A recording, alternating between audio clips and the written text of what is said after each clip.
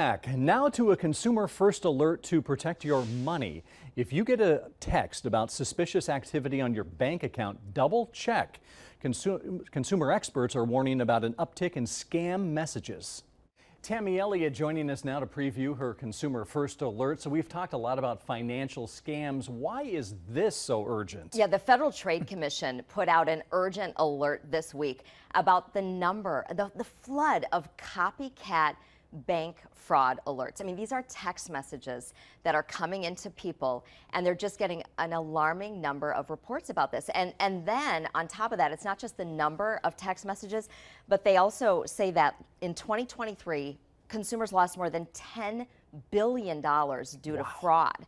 So it's not just the concerning number of messages, it's the amount of money that people are losing to this type of fraud, one type of fraud. And we've talked about financial messages. And if you think your finances or something's wrong with your bank account, that gets your attention, right? And that's what scammers are banking on.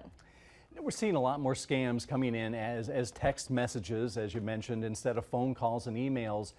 Why all of a sudden the text message approach? Well, okay, so think about how quick and easy that is, right? So the Federal Trade Commission says quick and easy and cheap for a scammer to do this. And then also they're kind of counting on the fact that when you get a text message, sometimes it's just a quick response, and that's what they're hoping for. So right before we were coming on, I often use RoboKiller. That's a website, and they kind of track the trends on this. And listen to this statistic, Jeff. There were 19.2 billion spam texts in June last month. In June, the whole month, 19.2 billion, nearly 63 spam texts for every person in the United States in 1 month. So you're thinking, yeah, I get a lot of these little spam text messages. One of those highlighted on that website says your bank account is temporarily locked.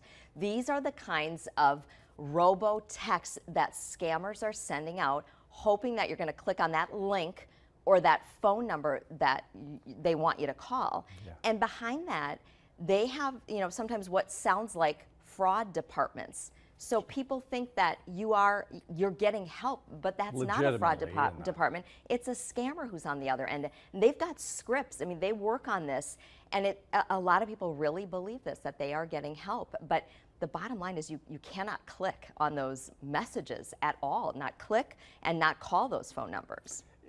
Bottom line is just, be smart, but if it's not somebody you know, don't click on it. Right, don't click on it. And then if you really are concerned, okay, a couple of things. You have to monitor your bank accounts, your credit cards, right? And then also contact your bank with a real phone number. And also even going to websites, making sure that you're on a legitimate website. They have these scams that are just so elaborate right now. And I've talked to some people who've called in and, wanting us to alert you. And that's the bottom line right there, too, is also talking about this, letting people know and stopping for a moment just to pause. Don't do that quick response. You don't even want to click. And if it says, did you make this purchase, a large amount just posted to your bank account, did you make this purchase? You don't want to click no, because then they have your phone number. They'll call you up and say, this is the fraud department, when it's not. So there's just so much of this out there right now. A lot of great advice. Tammy, thank you.